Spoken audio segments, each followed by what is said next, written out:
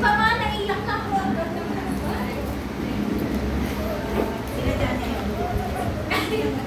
Ayan. O diba? Hindi pa man, Lord. Thank you, God. Ay po, magandang umaga po sa inyong lahat. Amen. Nakot of course ako na.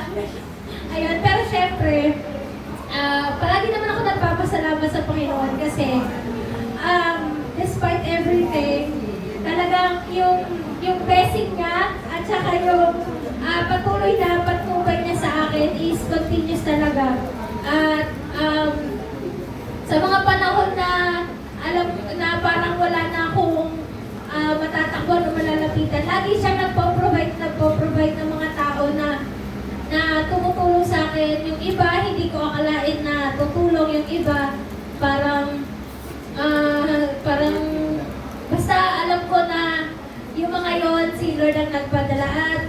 At palagi ko pinagpapasalamat yung safety ng mga anak ko at saka ng mga tao na mahal ko sa buhay, lalo-lalo na yung mga nasa malayo. Doon may mga instances talaga na hindi inaasahan tulad na nangyari sa lola namin. But still, nagpapasalamat pa rin ako kasi alam ko na will ni Lord yung nangyari na yun at para sa ikabubuti niya, sa ikakapahinga ng buhay niya dito sa mundo. At sa buong pamilya namin, Torres family, sa mga blessings, sa pagpapala at saka sa mga buhay namin magkakapatid, bawat isa may kanya-kanya kaming problema, struggle.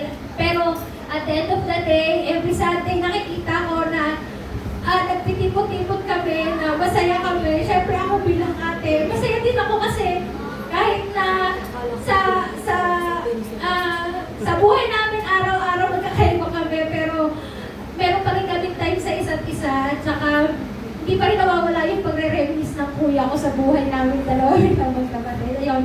Basta yung buhay namin ng buong pamilya at yung mga mahal namin sa buhay, lagi kong ipinagpapasalamat sa Panginoon yun at patuloy na yung blessing niya, pinapakita niya hindi lang sa akin at kundi pati na sa buong angkan ng Torres family. Yun lang po, pinagpapasalamat.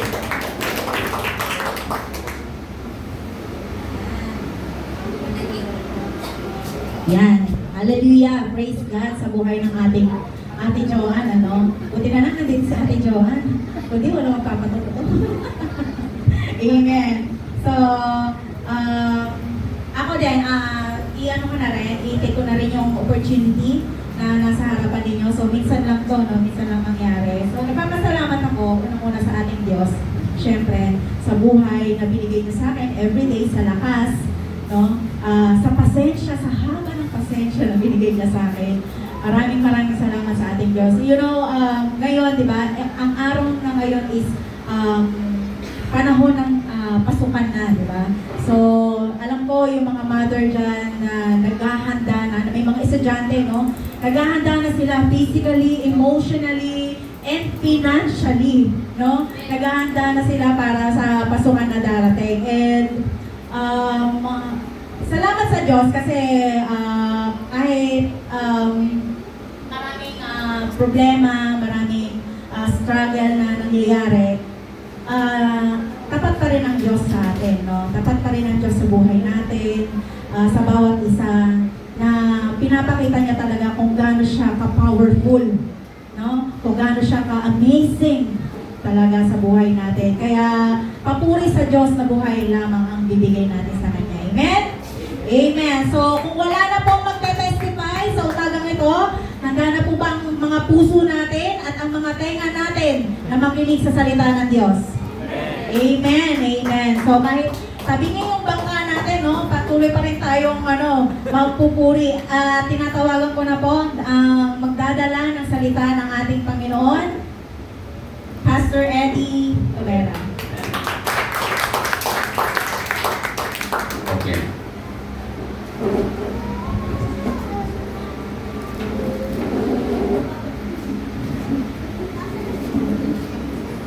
Praise God.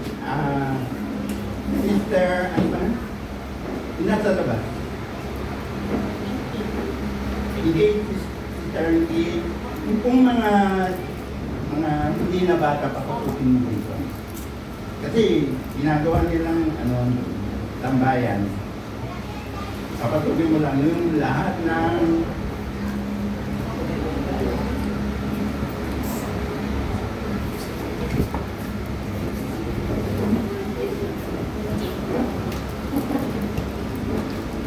Amen. Bago po tayo magsimula, tayo muna po ay tumatawag sa panalangin po ang Diyos na pinakamakatangalang sa lahat. Sa oras po ito, ito po yung oras na pakikinig namin yung salita na magagaling po sa iyong gospel. Nawa Panginoon, ang iyong banal na Espiritu, ang pumatnubay sa bawat katanin ng sa ganun lalo namin maunawan at maintindihan ang bawat sinasabi mo sa bawat katanin. Amin namin kung isa pamuhay ayon sa kagustuhan ng iyong kalooban.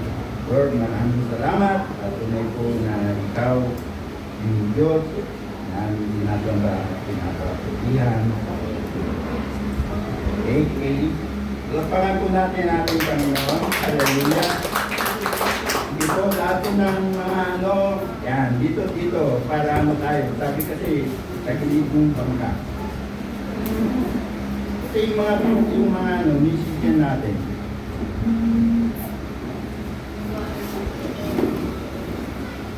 Grabe yung mga musician natin. Okay.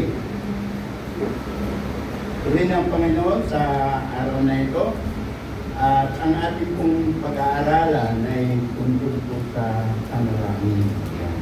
Kasi minsan sinabi ng ating leader na meron siyang iiyaan, bibigay sa ng mga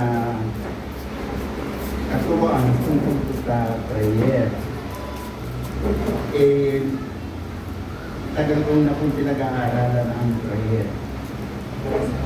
Kasi nakita ko na ito sa pinakasekreto ng isang Kristiyan ay ang prayer. Wala na pong iba. Kung hindi ka marunong mag-prayer, hindi ka makakahiling sa Panginoon. Kahit napakagaling mong kumanta, napakagaling mong tumayaw sa Panginoon, napakagaling mong magpagaling sa Panginoon, ngunit kung wala kang panalangin sa iyong sarili at sabi ng Panginoon, never na makakasangkat tayo ng kanyang mga pag-aari doon sa langit. Okay? So, sabi ko, at tayo ko kung how valuable and important is prayer. Bakit napakahalaga valuable ang panalangin. Everything God is and has is available to mankind through prayer. Lahat ng pag-aari ng Diyos na nasa Kanya ay available to mankind sa pamamagitan ng panalangin. Makukuha mo lahat yun, yung pag-aari niya. It doesn't just happen. Minsan, kagaya yung patotoo ni Sister Joanne. Yung mga natatanggap natin prayer, doesn't just happen. Meron pong nananalangin sa atin kung kaya natatanggap natin yung mga blessings. Through prayer pa rin. Okay? So if you want access to what God has, which He wants you to have, as a matter of fact, it was He and said, no good things will be withheld from anyone who walks uprightly to God. So all of these good things He wants us to have, but the access you use to get it is a prayer. Sa pamamagitan lang ng panalangin. Secondly, there's a principle of prayer. Because when I grew up, I never learned how to pray. They used to say, just talk to God. Marami din sa atin dito ngayon. Pag sinabi sa'yo, ikaw, manalangin ka dito. sasabihin niya kaagad. Parang, o kung tumayo man dito, nanginginig na yung boses, hindi na malaman kung ano ang sasabihin. Paano po, hindi ka natanong sa panalangin. Hindi ka nag-iprong sa'yo. Yun yung isa sa kaibahan ng hindi na nanalangin. Kung walang panalangin, sabi ko nga, hindi natin makikiluhan. At kung walang panalangin ng tao, God won't do anything on the earth. At ganun din ang tao, wala siyang makapala na kahit anumang bagay kung wala ang Diyos. Kaya ito po yung prinsipyo. So, bibigyan ko kayo ng, ngayon po ang gagawin natin, panay istorya sa Bible ang gagamitin natin tungkol sa panalangin. Buksan po natin ang ating Biblia sa Acts 12. Ito po isang panalangin. Verse 1. Acts 12. Meron na buksan po yung Biblia. Buksan po natin ang Acts 12. Yan. Sabi ko dito, nang panahong iyon, inilapat ni Herodes ang kanyang mga kamay upang pagmalupitan ang ilan sa mga kaanib ng iglesia. Hari Herodes po ito. Pinatay niya sa pamamagitan ng taba si Santiago na kapatid ni Juan. Inuli niya si Santiago. Pag nung nahuli niya, pinatay niya si Santiago.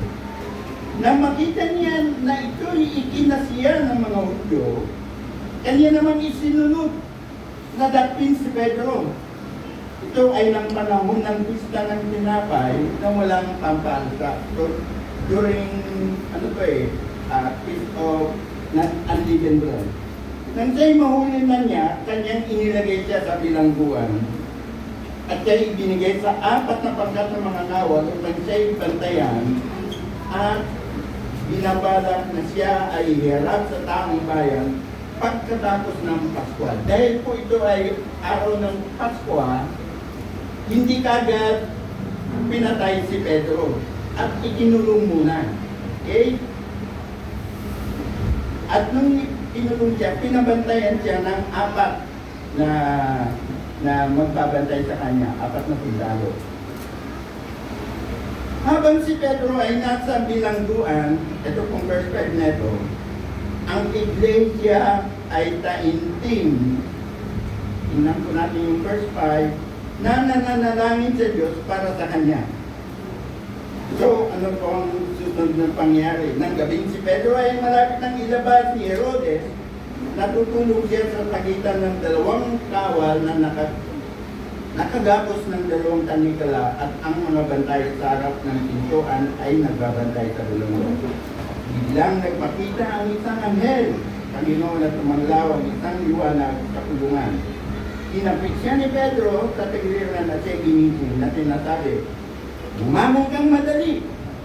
At nalaglag ang mga tanikala sa kanyang mga kamay. Sinabi sa kanya ng anghel, "Magbihis ka, isuot mo ang iyong mga sandalyas," at iyon nga ang ginawa niya at sinabi niya sa kanya, "Ibalot mo sa iyong sarili ang iyong balabal at sumunod ka." Si Pedro ay lumabas, number 9, at sumunod sa kanya. Hindi niya alam na tunay ang nangyayari sa pamamagitan ng anghel.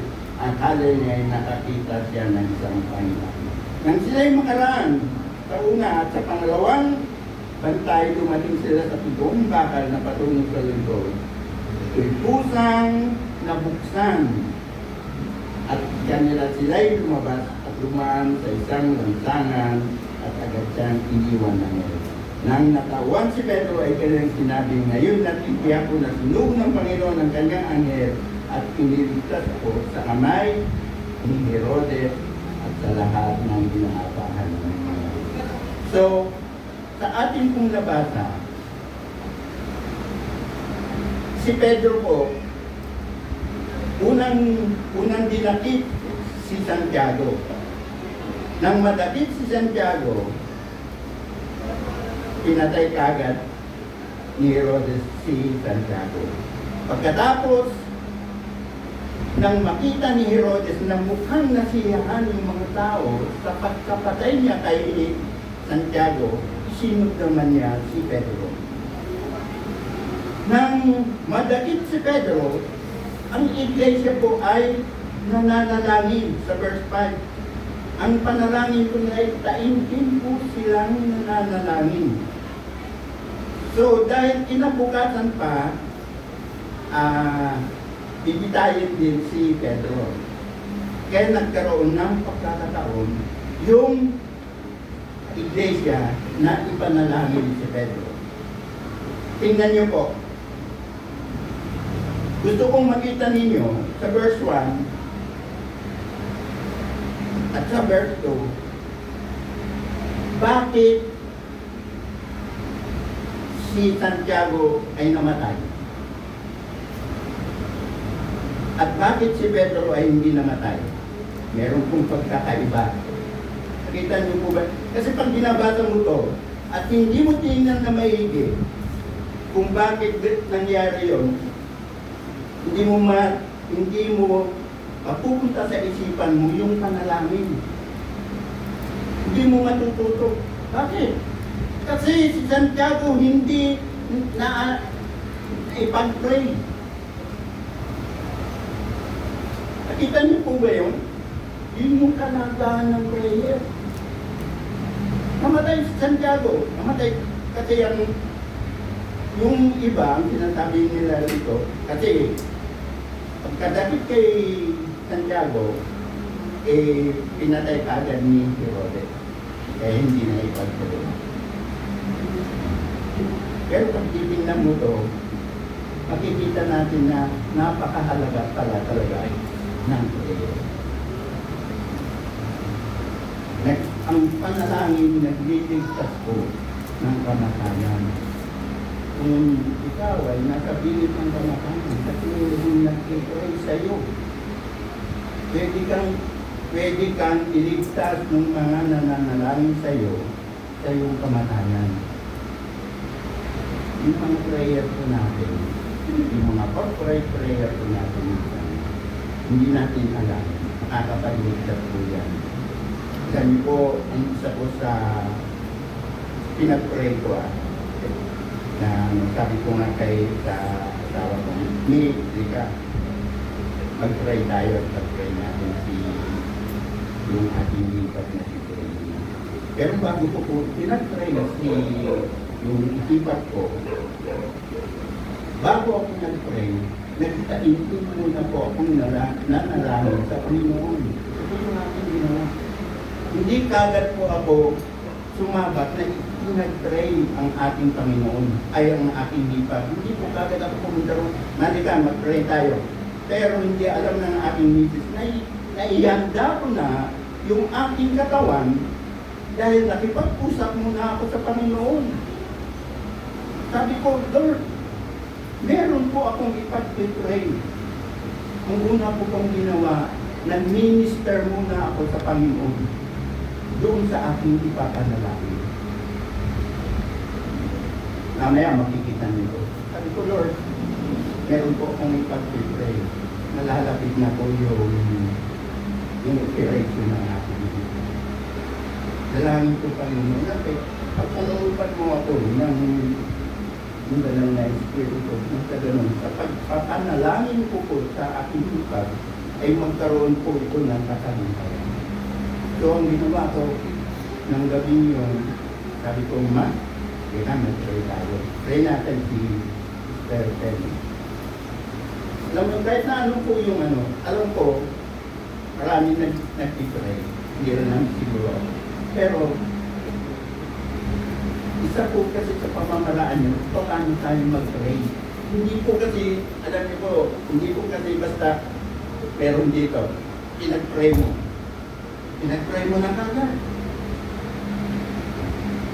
Hindi ka pa nakakapag-ministeryo sa Diyos, pinag-pray mo. Wala po yun, mamaya mapapag-aralan natin. Okay, so ang nangyari, ang nangyari dito sa Acts 12, verse 1, hanggang sa makarating si Pedro doon sa bahay ni Maria na kung saan yung member ng iglesia ay nananalangin. Namanghalin sila eh. Sila, anong mangyayari yan? Yan kasi ang isipan na. Anong mangyayari yan eh? May 4 na bantay si Pedro.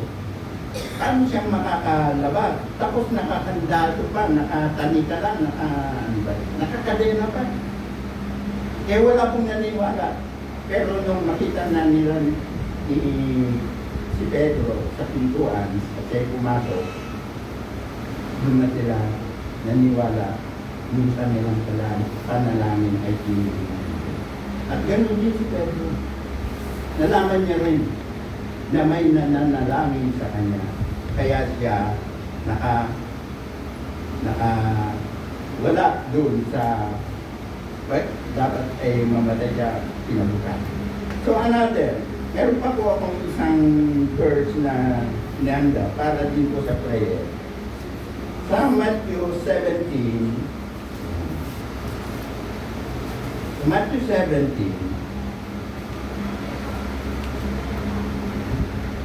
verse 14 hanggang 21. Ito na po tayo. Nang dumating sila sa napakaraming tao, lumapit sa kanya ang isang tao, lumuhod sa harapan niya. Yan na po. At nagsabi, Panginoon, mabalik ka sa aking anak na lalaki, sapagkat siya'y may epilepsy at lubhang nahirapan, sapagkat madalas siyang bumabagsak sa apoy at sa tubig.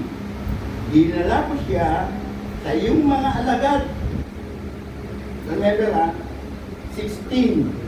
Dinala ko siya sa iyong mga alagad, ngunit hindi nila siya nakagaling. Pag sinabi kong alagad, disciple nila po ito ni Jesus Christ.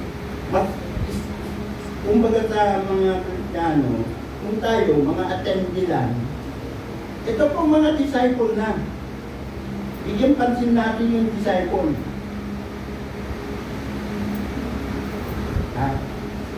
Pero sinabi nung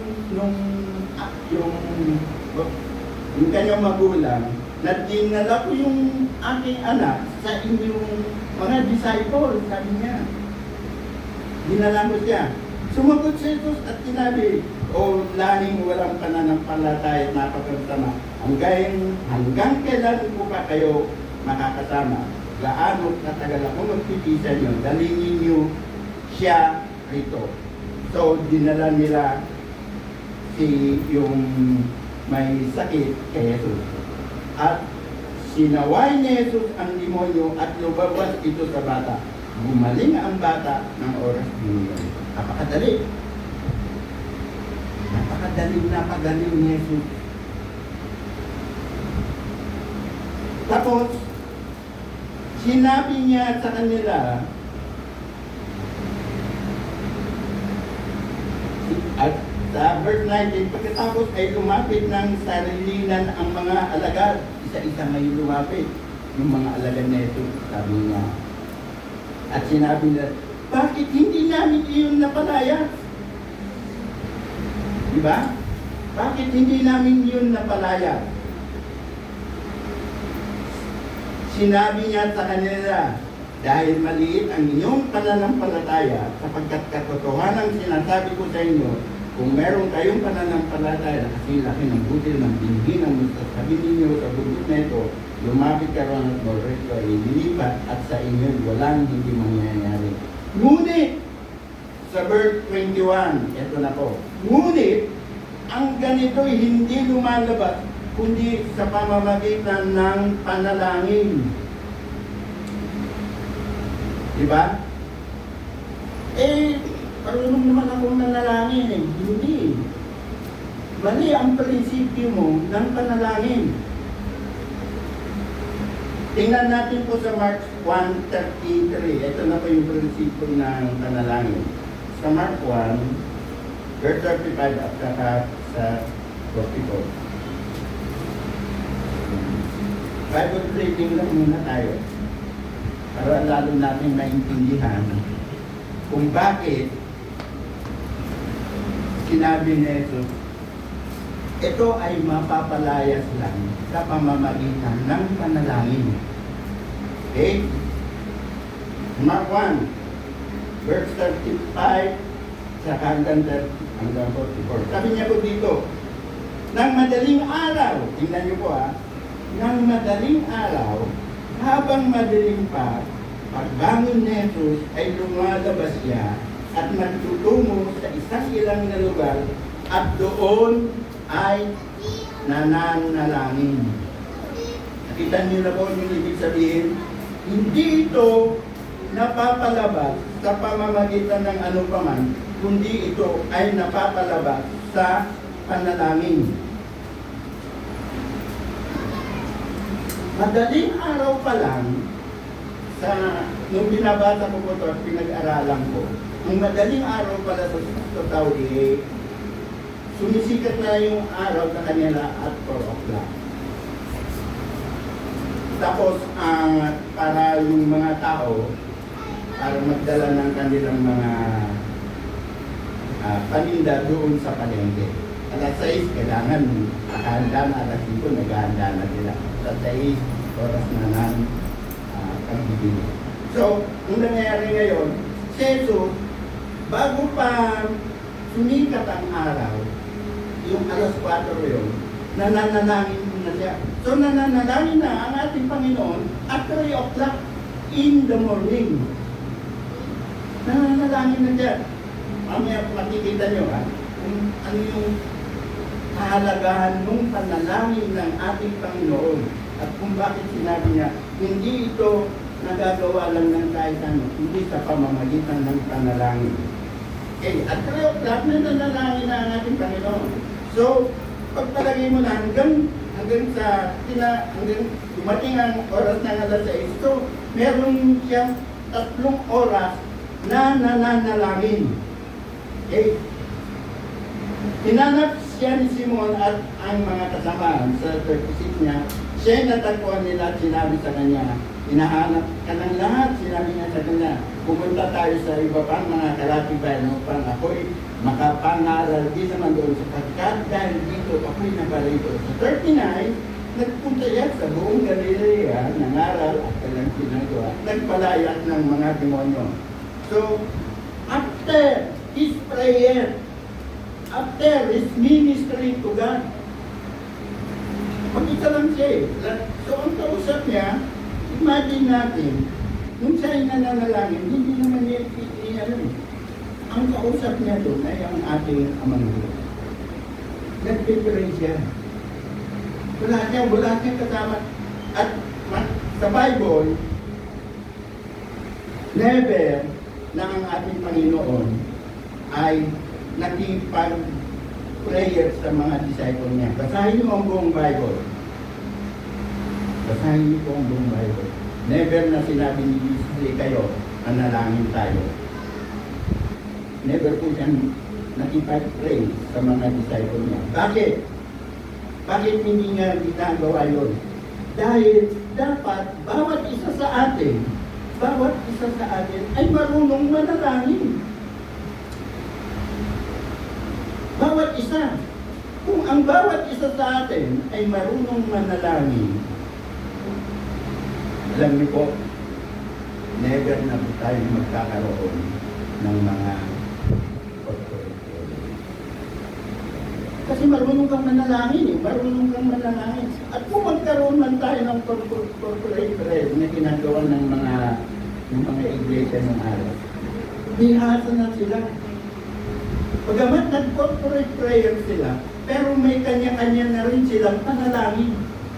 Hindi sila nagtatay ng isang leader. Kaya ang ating Panginoon never na nakipag-pray. Pumunta talaga siya, pinapanood nga siya ng mga disipulo niya. Pwede naman niyang sabihin, di kayo, samahan niyo ako sa pag-pray. Hindi po yun. Bakit? Kasi dapat bawat isang bawat isang Kristiyano ay matuto ng panalangin. Kung hindi ka marunong manalangin, never na makakanta. So, tuloy po natin. Sa verse 14, sabi niya, lumapit sa kanya isang ketumin. Ito na. Lumapit sa kanya isang ketumin at nag-usap at nakalood at nagsabi, kung gusto mo, maaari mo akong linisin. Dahil sa awa, inunat ni Jesus ang kanyang kamay, binibong ang ketumin at sinabi kaya, gusto ko maging malinis ka.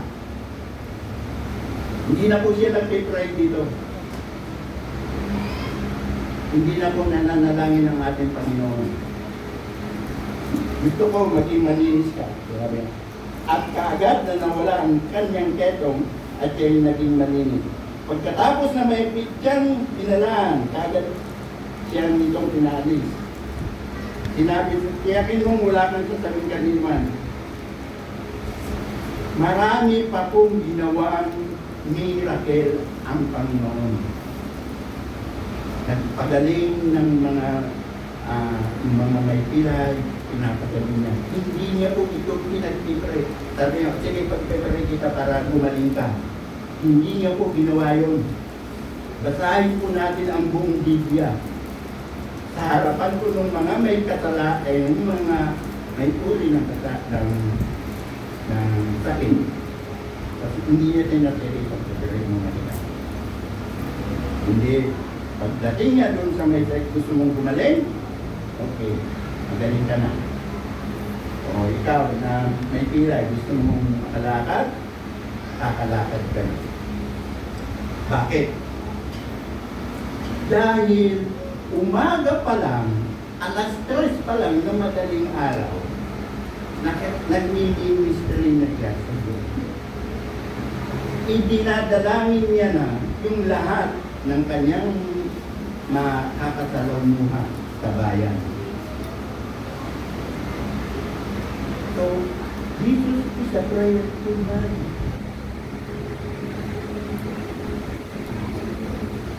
Nakita niyo ba yun? Kaya nga sinabi niya ito, hindi ito nagagawa lang ng basta-basta siguro sila dyan na pero in Jesus name, lumayas ka. Meron nung kami nangyari dito sa, sa Liat ba? Meron natataliban ng, spirit. Ang tagal nilang napalaya. Tagal. Siguro, nagpapalitan na yung mga tao para mapalayas lang yung demonyo sa katawan ng tao. Pero hindi. Nakita ko po kasi. Ito yung sikreto. Dapat meron ka munang ministeryo sa Diyos na itutulog mo na sa Kanya at nanginig sa Kanya. Kasi sasagot naman ng Diyos eh. Pag nalaman mo na naging magaan na yung pag-pray mo, naging magaan na, okay, go. Pagdahan mo na yung gusto mong ipanalangin. Kasi karamihan po ng ginagawa natin, direct kagad tayo doon kami. Sige, pag-pray ka po namin. Kaya pag sinabi ko, nung pumunta kami sila kay Jenny, dumalaw kami. Indian. Sabi ko, yan ikaw mag-pray. Indian, prayer. Ikaw mag-pray. Sabi ni Jenny, pag-pray ko daw siya, pero mas pinili ko siya, hindi siya mag-pray. Kaya mas nakahanda ko. So, napakalaga ko ng prayer. Ito yung gusto kong malaman ninyo. Okay? So, tumako na po tayo sa point number 2. Yan. Sabi ko dito, before Jesus performed this all kind of miracle, Jesus performed His ministry to God through and because He is a man in nature. Alam niyo po kasi,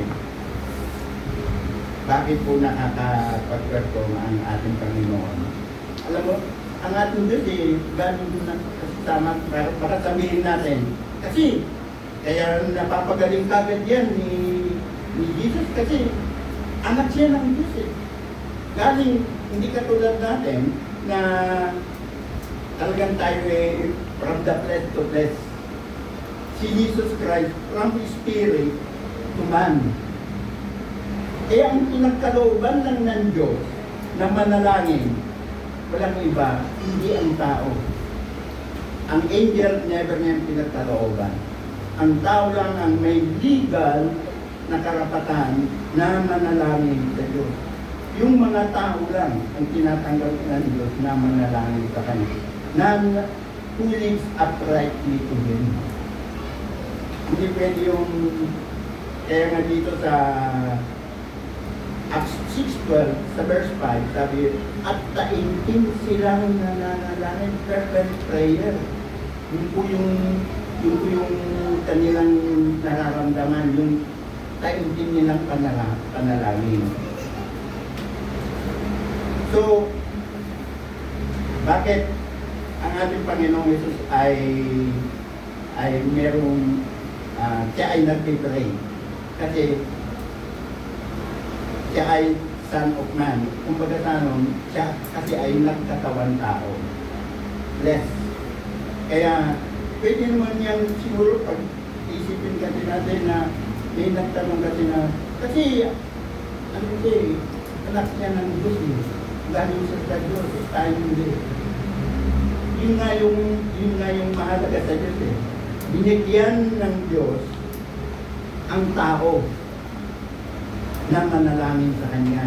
At kaya nagkaroon ng legal ang ating Panginoong Yesus kasi siya ay naging tao. Ang tao lang ang binigyan ng Diyos ng pinagkalooban niya na siya ay manalangin. So dapat i-explain natin yun. Kasi baka sabihin natin kasi si Jesus Christ ano yan gagawin yan sa Spirit. Pero ang ano kasi doon, ang logic kasi doon, si Jesus Christ ay nagkatawan tao. Kaya meron siyang legality na mag-pray, na manalangin. Na tayo ngayon, ang talagang pinaka-legal na manalangin, tayong mga tao. Tayo binibigyan ng pagkakataunan na manalangin sa Kanya. Wala nang iba.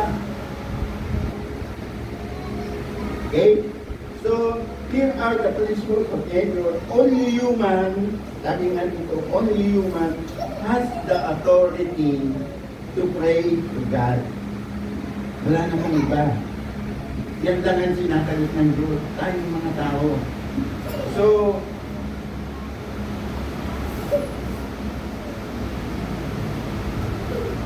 sabi ko rito, how valuable and important is prayer. Everything God is and has is available to mankind through prayer. Amen.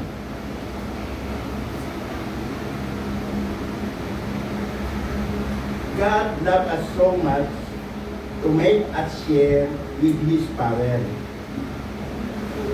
Gusto, ito po kung bakit tayo mayroong power. Sinasabi natin ang Diyos ay makapangyarihan sa lahat. He's a sovereign God. Diba? Gusto ng Diyos na i-share yung kanyang power sa atin. Gusto niyang i-share through prayer. Kaya pag ikaw ay nananalangin, kabahagi mo ang Diyos sa kanyang kapangyarihan. Kaya minsan, pag nagpe-pray tayo, di ba? Dahil sa prayer natin, napagaling natin sa nating kapatid. Mga testimony natin dito sa platform. Binigay yun ng kasi gusto na maging kabahagi ka niya sa kanyang kapangyarihan.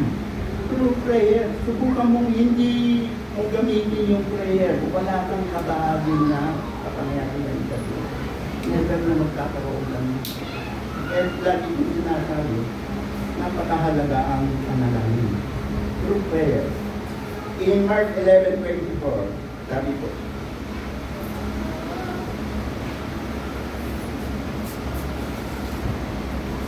Mark 11:24, nagdito po kasi sa Tagalog. Kaya nga sinasabi ko sa inyo, ang lahat ng bagay na iyong idalangin at hingin, paniwalaan ninyong tinanggap na ninyo at iyon ay mapapatay ninyo. Yeah. Kabahagi mo na rin ito. Bakit minanalangin mo ang isang bagay? Idalangin ninyo at inyong hingin. Saan natin hingin? Wala tayong ibang hiningan. Hindi naman natin pwede, o Brother Robert, bigyan mo nga ako ng para ano. Nagsit pa rin lang tayo dumarako. So pag nanalangin na tayo, yung kapangyarihan ng Diyos ay ipinabahagi niya na rin sa atin. Meron na rin nagkakaroon na rin tayo ng kapangyarihan. Why? Bakit? In Matthew 16:19, tingnan nyo kung bakit. Sabi ko rito sa Matthew 16:19. Anong ibibigay? Ibibigay ko sa iyo, sabi niya. Ibibigay ko sa iyo ang mga susi ng kaharian. Ano? I will give you the key of the kingdom of heaven. Alam niyo ba yung key? Alam niyo, napakahalaga kasi yan eh. Ang key ay susi ang parang nakalakin eh. Ang naglalak niyan, ang ating Diyos. Pero dito, sinabi niya na, dun sa mga nananalangin ha, dun sa mga nananalangin, ibibigay ko sa iyo ang susi to open the heaven. At pansinin ko natin na iyan. Napaka-halaga niyan sa mga nananalangin. Kaya nasabi na ito, sabi sa Mark, yung ating binata, napaka-kaunti ng inyong pananampalataya. Kaya hindi mapagalingan. Sabi nga ng Panginoon, hanggang kailan ako sa inyo makikisama at tayo magtatama. Dito pa lang sabi niya, ibibigay ko sa inyo ang pagbibigay sa atin niya ng ating Diyos. I will give you the keys of heaven, and whatever you bind in earth, nasa lupa po tayo ha. Nasa lupa tayo. Pag binayin mo, karamihan po ginagamit natin din kay Satan. English ito eh. Satan, I will bind you. Diba?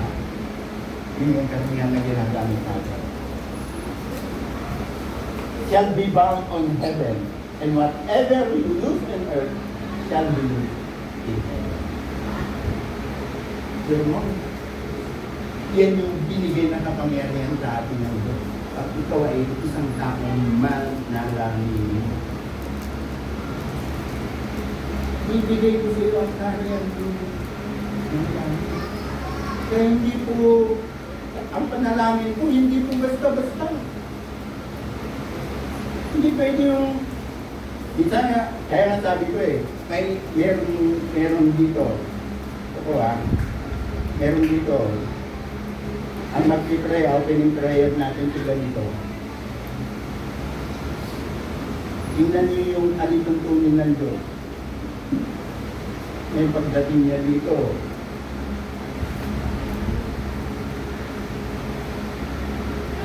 Tama ba yung gagawin natin ngayon? Ang mag-lead sa iyo hindi prepare.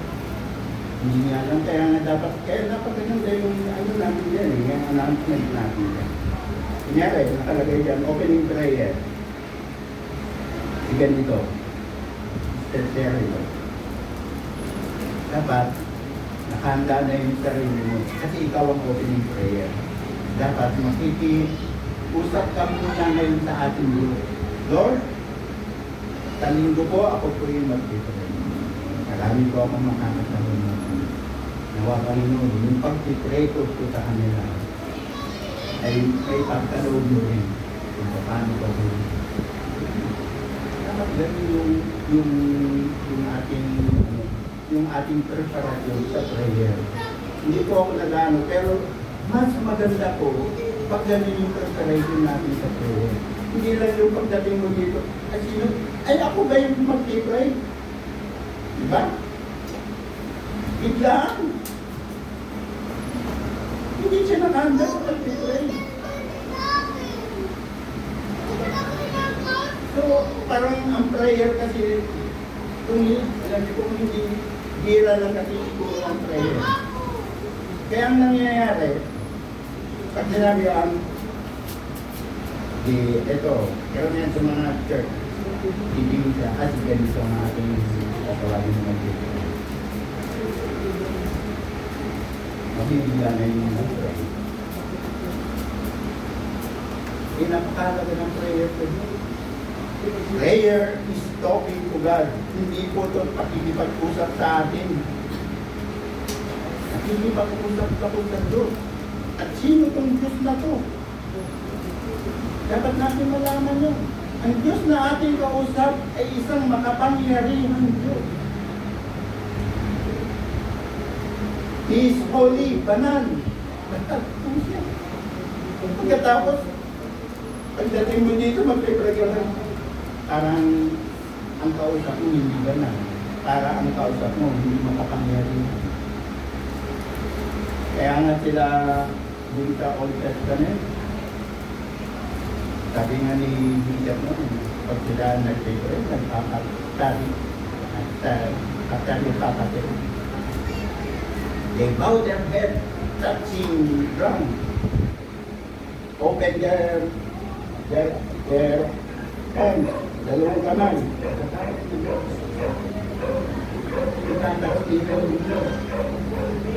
Ganon po yung kasimple ang prayer. Simple na lang po yung ginagawa natin ngayon eh. Hindi pa natin magawa. So prayer, napakalaga po ng prayer. Dapat natin maunawaan mo. Tingnan niyo po the biggest meeting in church, pumunta ka sa CFF. Sa CFF, minsan pumunta kami. Galing kami kila Sir Penny. Na-traffic kami. Ang daming nang gagaling sa CFF na mga nakakotse. Dami kasi Sunday yun. Dami. Pero subukan mo pag prayer meeting na kung may traffic doon. Kung magkaka-traffic pag prayer meeting, wala. Kung 1,000 yun, maigi na kung meron 100 na makikianin sa prayer meeting. They are more concerned with worship service, with anything.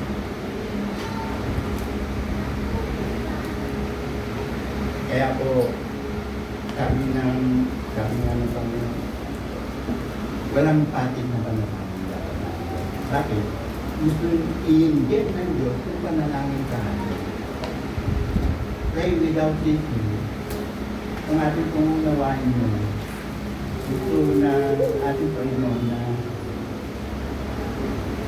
ma-brainwash tayo sa panalangin. Okay? Prayer is giving mankind, prayer is giving mankind to perform God's work on earth. God wants to do what to say on earth, but He cannot perform what He says unless someone give Him permission to do it. In Isaiah 55:11. Okay, Isaiah 55:11. Dito na po tayo magtatapos.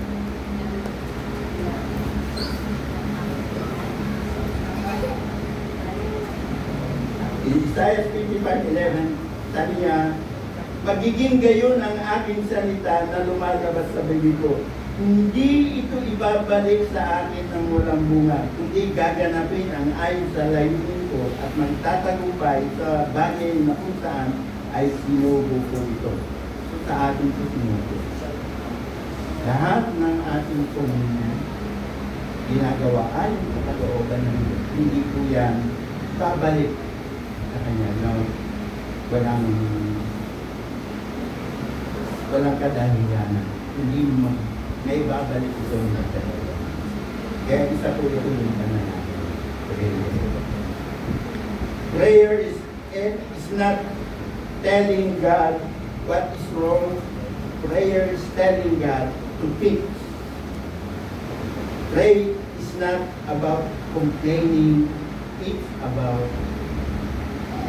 proclaiming. It is not about complaining. It's about proclaiming. Pinoproclaim ko natin. Hindi yung tingnan nyo, sa ating Panginoon ito. Hindi naman siya nagpo-proclaim. Pinoproclaim niya lagi na sabi, ikaw ay gagaling na. Claiming is help. So, pakaisipin ko natin. Kaya po natin pagalingin yung ating mga anak sa pamamagitan ng prayer. Pray to God first. Ito po talaga yung sinusunod dapat natin sunod. Manalangin ka muna sa Diyos. Makipag-one-on-one ka muna sa Kanya. Na ibigay sa iyo yung mga kalooban niya. Kasi yung kalooban ng Diyos na ibigay sa iyo, ibibigay mo naman doon sa impartation. Diba? Nabasa po natin na ang Diyos, bago siya mag-perform sa crowd, nag-pray muna siya sa ating for our panay. Kung natin yung nabasa natin. Madaling araw pa lang nag-pray. Pero hindi ko sinasabi na so, ganun din tayo. Pero nagbigay siya ng isang protocol na dapat natin tularan kung paano tayo ng effective para maging effective tayo. Refer to God before going to the one who wants to pray. Kasi napakahalaga po yun na dapat natin. Kaya nga sabi ng mga kanyang disciple niya, Lord, sabi niya, disciple niya na to sabi ng mga disciple, Lord, teach us to pray. Lord, ibig sabihin, hindi ba talaga nila nakikita yung kapangyarihan ng prayer. Kasi nakikita nila si Jesus after prayer, ang nakakapagpagaling na siya ng sakit. Kaya sabi nila, teach us to pray. Pero sabi na gano'n, if you pray. Hindi niya sinabi, if you pray. Tama. If you pray, ibig sabihin, maramihan. Kung kayo ay mananalangin, hindi niya sinabi, kung ikaw ay mananalangin, hindi niya sinasabi. Lahat na po tayo yung sinasabihan na doon kasi disciple na yung, if you pray, sabi niya sa mga disciple. Hindi niya sinabi, Peter, if you pray, ganito. Kasi karamihan sa atin, pag nag-pray tayo, meron tayo kasi ang sarili. Oo, meron, pero sinabi ng Diyos, if you pray, kung kayo ay mananalangin. So, in general, ano yung gagawin niyo una? Ama namin, tambahin ka. Ang papanalaginan mo, saan? Ang Diyos. If you pray, sabi niya, pray to God. Kasi sometimes, yung prayer natin, namumuo na yung mga bagay na pinapanalangin natin. Hindi muna natin inuuna yung ating Diyos. Diba? Isang nakatutok na tayo sa problema eh. Kaya nangyayari, hindi nasasagot. Kaya sabi ni Jesus, if you pray, sabi niya, manalangin ka muna sa akin. Pray to God. Hindi po sinabi ni Jesus, direct pray to your concern. Pray to God. Okay? Sana po ay sa konting pag-aaral natin. Huwag tayo kung mananalangin. Huwag may sakit po ating anak. Huwag muna po tayong dumiretong panalangin ko. Manalangin mo na tayo sa Diyos na ipagkaloob sa iyo. I-impart niya sa iyo yung kapangyarihan niya. Nang sa ganun, natin na tayo para magana sa loob mo at kahit mo na yung anak mo, may sakit ka. So, pagaling mo ang anak mo. I will surely say na magkakaroon tayo. Amen tayo ko ng langin o amang Diyos na pinakamakapangyarihan sa lahat. Maraming nga pong salamat sa araw na ito na muli pinagkalooban mo kami ng yung mga silida na dapat namin Diyos ka na pag kami po ay namin. Lord, makatutukan na dito dapat ang bawat na sa kami maging karapat dapat natin.